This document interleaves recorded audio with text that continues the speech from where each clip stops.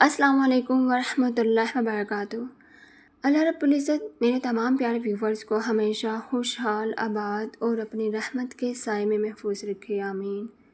میرے پیارے ویورز، کبھی آپ نے اپنے دل میں یہ سوچا ہے اگر میرے پاس صرف 1000 روپے ہیں اور میں اس میں سے 500 روپے کسی ضرورت مند کو دے دوں تو میرے پاس 500 روپے ہی بچیں گے نا؟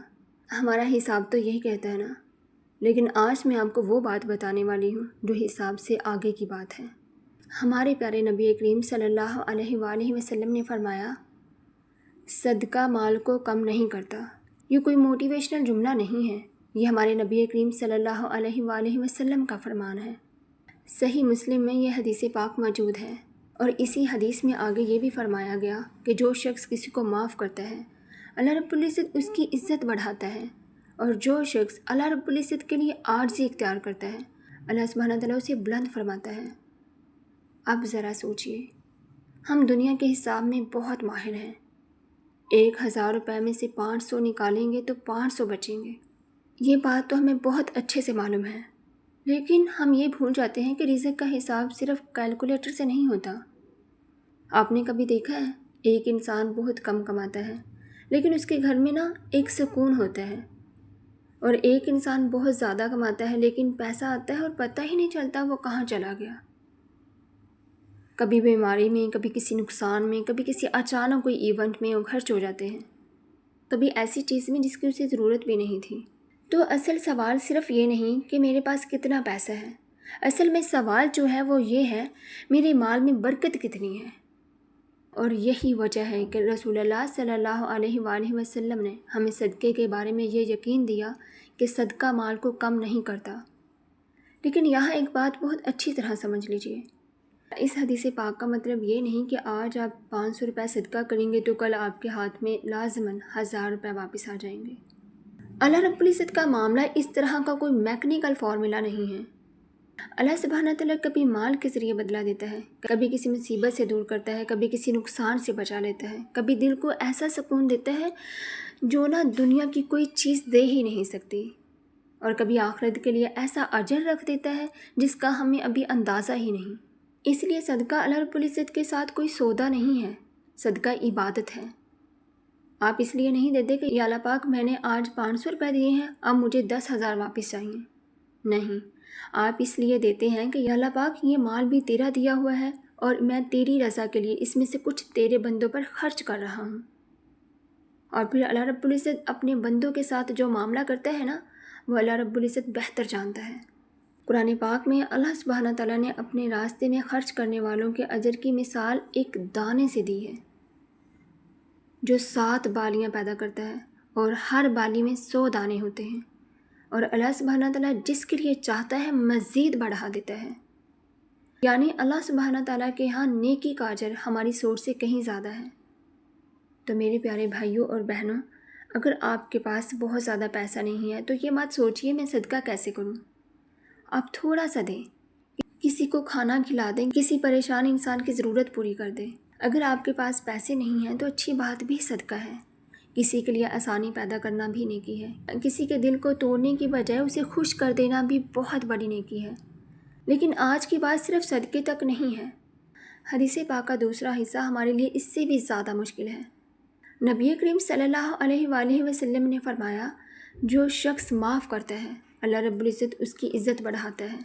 اب یہاں ذرا اپنے دل پر ہاتھ رکھ کر سوچئے، ہمیں معاف کرنا کتنا مشکل لگتا ہے نا؟ کسی نے ہمیں تکلیف دی، ہم کہتے ہیں میں اسے کبھی معاف نہیں کروں گا۔ کسی نے ہماری بے عزتی کر دی، ہم کہتے ہیں اب اسے پتہ چلے گا میں کون ہوں۔ کسی نے ہمارے ساتھ برا کر دیا، ہم سوچتے ہیں میں اس سے بدلہ ضرور لوں گا۔ لیکن رسول اللہ صلی اللہ علیہ وآلہ وسلم ہمیں بتا رہے ہیں کہ معاف کرنا کمزوری نہیں ہے انسان کی، اللہ رب العزت کے لیے معاف کرنا عزت کا سبب بن سکتا ہے۔ اور یہاں ایک اور بات سمجھنے کی بہت زیادہ ضرورت ہے، معاف کرنے کا مطلب اب یہ نہیں کہ آپ ظلم کو ظلم نہ کہیں، معاف کرنے کا مطلب یہ بھی نہیں کہ آپ کسی ظالم کو دوبارہ اپنے اوپر ظلم کرنے دیں۔ اسلام انصاف کی اجازت دیتا ہے، لیکن جہاں معافی اختیار کرنے کی گنجائش ہو وہاں صرف غصے کی وجہ سے بدلہ لیتے رہنا انسان کو اندر سے کھا جاتا ہے۔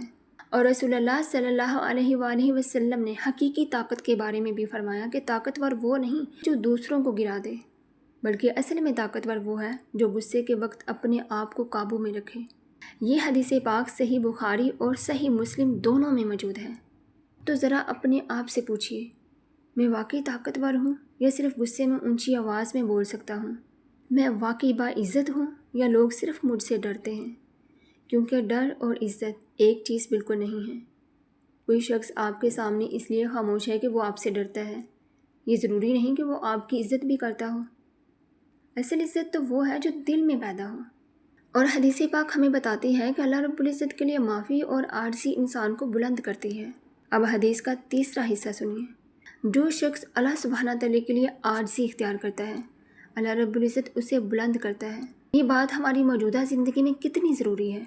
آج ہم چاہتے ہیں کہ لوگ ہمیں اہم سمجھیں، ہم چاہتے ہیں کہ ہماری بات سب سے اوپر ہو، ہم چاہتے ہیں کہ کوئی ہمیں جواب نہ دے، ہم چاہتے ہیں کہ لوگ ہمیں بڑا سمجھیں۔ لیکن اللہ رب العزت ہمیں بتاتا ہے، اپنے رب کے لیے جھک جاؤ۔ یہ جھکنا انسان کو چھوٹا نہیں کرتا۔ اللہ رب العزت کی رضا کے لیے جھکنے والا انسان اللہ سبحانہ تعالیٰ کے ہاں بلند ہوتا ہے۔ تو کبھی اپنے گھر میں بھی یہ دیکھیے، اگر آپ سے غلطی ہو گئی ہے تو معذرت کر لیں، صرف اس لیے نہیں کہ آپ چھوٹے ہیں، بلکہ اس لیے کہ آپ حق کو بڑا سمجھتے ہیں۔ کبھی اپنے بچے سے بھی معافی مانگ لیں، کبھی اپنے شوہر سے بھی معافی مانگ لیں، کبھی اپنی بیوی سے، کبھی اپنے والدین سے، کبھی اپنے بہن بھائی سے۔ اور اگر آپ سے واقعی غلطی ہوئی ہے تو صرف یہ سوچ کر معافی نہ روکیں کہ میں پہلے کیوں جھکوں، یہی تو انا ہے۔ ہمیشہ یاد رکھیں، انسان جتنا اپنی انا کے پیچھے بھاگتا ہے نا، اتنا ہی رشتے کمزور ہو جاتے ہیں۔ لیکن جو شخص اللہ سبحانہ تعالیٰ کی رضا کے لیے اپنی انا کو پیچھے کر دیتا ہے، وہ حقیقت میں ہار نہیں رہا ہوتا، وہ اپنے آپ کو جیت رہا ہوتا ہے، اور یہی اصل کامیابی ہے۔ تو آج سے 3 چیزیں یاد رکھیں۔ پہلی، صدقہ کریں، چاہے تھوڑا کریں، صرف اور صرف اللہ رب العزت کی رضا کے لیے کریں، دکھاوے کے لیے نہیں۔ دوسری، معاف کرنا سیکھیں۔ ہر ظلم کو برداشت کرنا ضروری نہیں، لیکن ہر بات کا بدلہ لینا بھی ضروری نہیں۔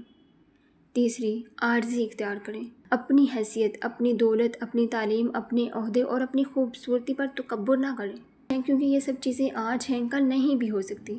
اصل عزت اللہ سبحانہ تعالیٰ کے ہاتھ میں ہے۔ اور آج آپ کو سب سے زیادہ جس چیز کی ضرورت ہے نا، وہ زیادہ پیسہ نہیں ہے۔ آپ کو اپنے رزق میں برکت چاہیے، آپ کو زیادہ دنیاوی چیزیں نہیں چاہیے، آپ کو سکون چاہیے۔ آپ کو اپنے آس پاس زیادہ لوگوں کی ضرورت نہیں، آپ کو سچے رشتے چاہیے، اور آپ کو سب سے بڑھ کر اپنے رب کے قریب ہونے کی ضرورت ہے۔ تو آج اگر آپ کے پاس صرف 1000 روپے ہیں تو یہ مت سوچئے کہ میں نے 500 دے دیے تو میرے 500 کم ہو جائیں گے۔ یہ بھی سوچئے کہ میں نے اپنے رب کی رضا کے لیے کچھ دیا ہے۔ اور نبی کریم صلی اللہ علیہ وآلہ وسلم کا فرمان یاد رکھیں، صدقہ مال کو کم نہیں کرتا۔ اور اگر آپ نے آج کسی سے معافی مانگنی ہے تو صرف اپنی انا کی وجہ سے اسے کل پر مت ڈالیے، پلیز۔ اور اگر کسی کو معاف کرنا ہے تو اللہ سبحانہ تعالیٰ کے لیے اپنے دل کا بوجھ ہلکا کر دیں۔ اور اگر آج آپ کو کسی کے سامنے جھکنا پڑ رہا ہے تو یاد رکھیے، اللہ رب العزت کے لیے اختیار کی ہوئی عاجزی انسان کو گراتی نہیں ہے، اللہ رب العزت کے حکم سے بلند کرتی ہے۔ اللہ تعالیٰ ہمیں حلال رزق عطا فرمائے، ہمارے رزق میں برکتیں عطا فرمائے، ہمیں سچی سخاوت عطا فرمائے، ہمیں معاف کرنے والا دل عطا فرمائے، ہمیں تکبر سے بچائے، اور ہمیں ایسے انسان بنائے جس کی عزت لوگوں کے ڈر سے نہیں بلکہ اس کے کردار سے ہو۔ آمین یا رب العالمین۔ اگر میری آج کی بات آپ کے دل تک پہنچی ہے تو اسے صرف سن کر نہ جائیے، اپنے آپ سے ایک سوال ضرور کریے، میرے اندر سب سے زیادہ کمی کس چیز کی ہے؟ صدقے کی، معافی کی، یا عاجزی کی؟